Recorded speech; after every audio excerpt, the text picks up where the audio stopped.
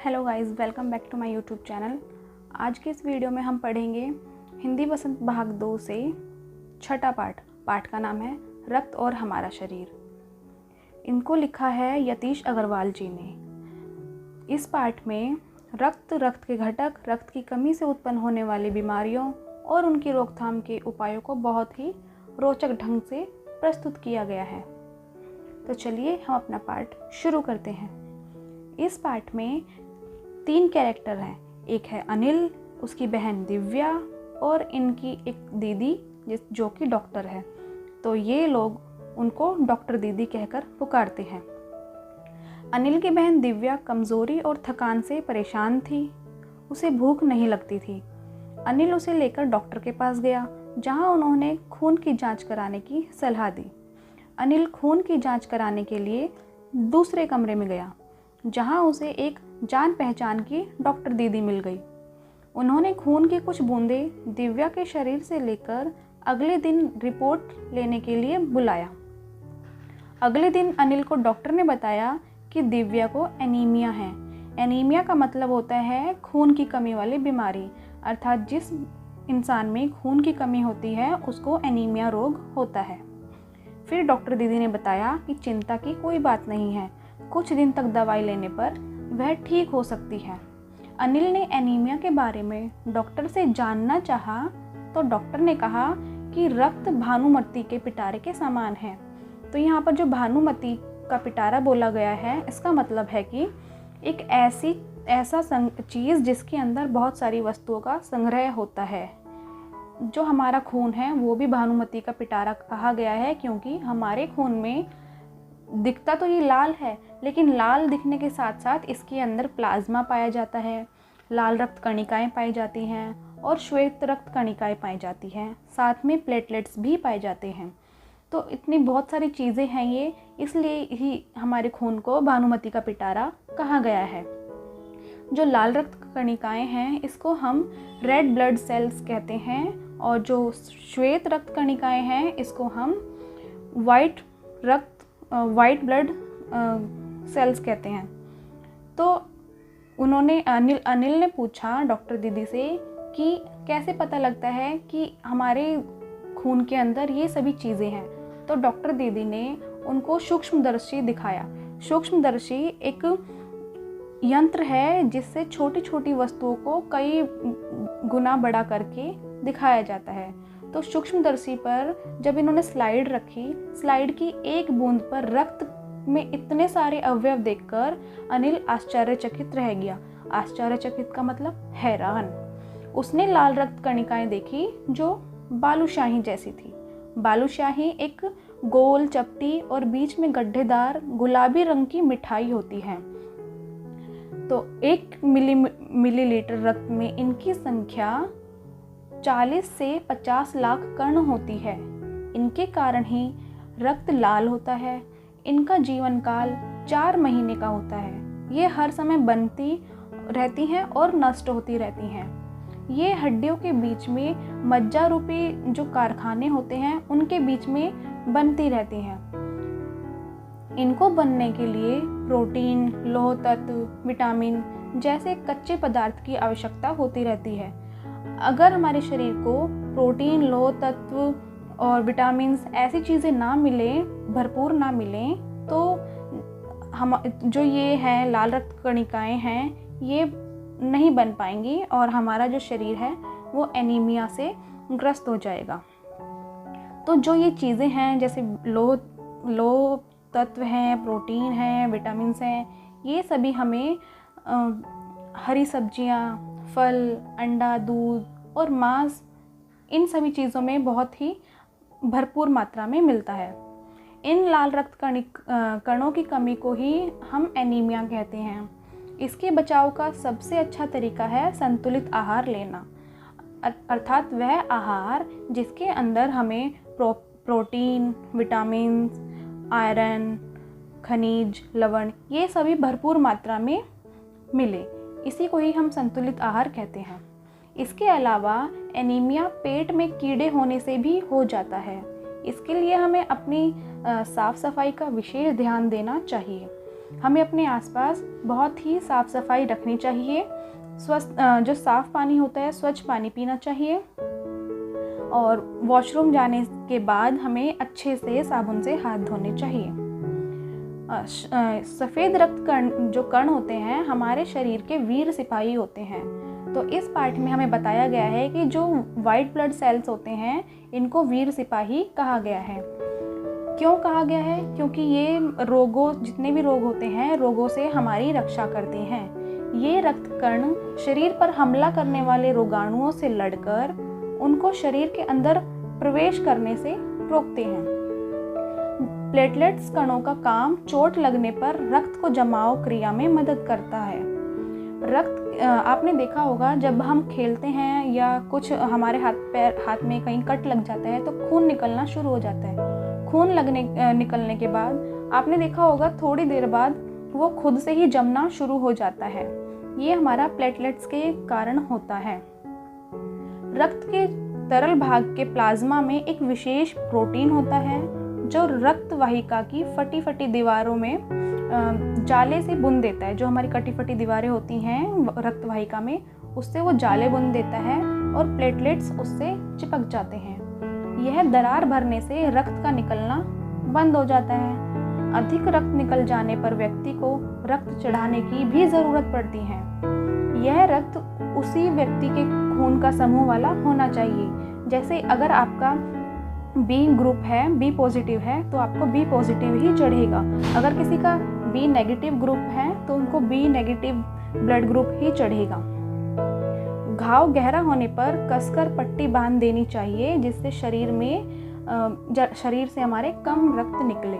अगर ज़्यादा खून बह जाएगा हमारे शरीर से तो हमें रक्त की कमी हो सकती है जिससे कि हमारी जान भी जा सकती है। और इसके अंदर इस पार्ट के अंदर रक्तदान के बारे में भी बताया गया है। हर किसी व्यक्ति का खून हर किसी व्यक्ति को नहीं चढ़ाया जा सकता। जैसे कि मैंने अभी बताया ब्लड ग्रुप होते हैं सभी के और सबको अलग अलग तरीके से ही चढ़ाया जाता है। ये नहीं कि बी वाले को ए बी सी सभी तरह का ब्लड ग्रुप चढ़ा दिया जाए। हर किसी व्यक्ति का खून अलग अलग होता है। आवश्यकता अनुसार रक्त प्राप्त करने के लिए बड़े अस्पतालों में ब्लड बैंक होते हैं। इनमें सभी चारों तरह के जो रक्त हैं वो सुरक्षित रखे जाते हैं। इन ब्लड बैंक में रक्त की कमी ना होने पाए इसके लिए आवश्यक है कि लोग रक्तदान करें। इसलिए ब्लड बैंक बनाए जाते हैं कि लोग आएँ और हर 2 महीने 4 महीने में अपना रक्तदान करें। 18 साल से अधिक उम्र का जो स्वस्थ व्यक्ति है वो रक्तदान कर सकता है। एक बार में एक व्यक्ति से 300 मिलीलीटर रक्त लिया जाता है। रक्तदान करने से कमज़ोरी तो आएगी नहीं और लोगों का मानना है कि हम रक्तदान करते हैं तो उससे शरीर में कमज़ोरी होती है, लेकिन यह जो इनकी सोच है वो बिल्कुल ही गलत है क्योंकि इतना रक्त तो हमारा शरीर कुछ ही दिनों में बना लेता है। एक स्वस्थ व्यक्ति के शरीर में क्योंकि इतना ब्लड तो हमारा शरीर जल्दी ही रिकवर कर लेता है। इसलिए हमें यह बिल्कुल नहीं मानना चाहिए कि अगर हम किसी को खून दान करेंगे, रक्तदान करेंगे तो हमारे शरीर में कमज़ोरी आ जाएगी। यह ज़रूरी नहीं है कि प्रत्येक व्यक्ति से ही खून लिया जाए। खून की जांच होती है कि किस व्यक्ति में कितना हीमोग्लोबिन है और कितना इसमें रक्त है। अगर अधिक रक्त होगा तो ही व्यक्ति दान कर सकता है। डॉक्टर खुद से ही मना कर देते हैं कि इनके अंदर खून की कमी है तो हम इनका रक्त नहीं ले सकते। तो आप पहले से ही मन बनाइए कि आपको रक्तदान करना है, तो हमारा शरीर कुछ ही दिनों में अपना जो रक्त है वो रिकवर कर लेता है। एक स्वस्थ व्यक्ति के शरीर में 5 लीटर रक्त होता है। इससे कुछ रक्त देकर किसी का जीवन भी बचाया जा सकता है। अगर हम किसी का जीवन बचाते हैं तो ये अत्यंत सौभाग्य की बात होती है। तभी इतनी सारी बातें सुन के, इतनी अच्छी बातें सुन के अनिल एकदम से बोल पड़ता है कि बड़ा होने पर मैं भी रक्तदान करूँगा। अनिल के मुंह से यह बात सुनकर डॉक्टर दीदी उसकी पीठ थपथपाती है। तो चलिए अब हम करते हैं इस पाठ के प्रश्न उत्तर। पहला प्रश्न है, रक्त के बहाव को रोकने के लिए क्या करना चाहिए? उत्तर है, रक्त के बहाव को रोकने के लिए घाव पर साफ कपड़े से कसकर पट्टी बांधनी चाहिए क्योंकि दबाव पड़ने पर रक्त का बहाव कम हो जाता है। फिर भी रक्त का बहाव ना रुके तब हमें डॉक्टर से संपर्क करना चाहिए। दूसरा प्रश्न है, खून को भानुमति का पिटारा क्यों कहा जाता है? उत्तर है, रक्त दिखने में लाल रंग का सामान्य द्रव होता है। सूक्ष्मदर्शी से देखने पर रक्त में लाल रक्त कणिकाएं, श्वेत रक्त कणिकाएं, प्लेटलेट्स, प्लाज्मा आदि पाए जाते हैं। इसलिए रक्त को भानुमति का पिटारा कहा गया है। तीसरा प्रश्न है, एनीमिया से बचने के लिए हमें क्या क्या खाना चाहिए? उत्तर है, एनीमिया मतलब रक्त अल्पता, अर्थात जो रक्त की कमी होती है उसको हम एनीमिया या रक्त अल्पता कहा जाता है। रक्त यानी कि खून, अल्पता का मतलब होता है कमी।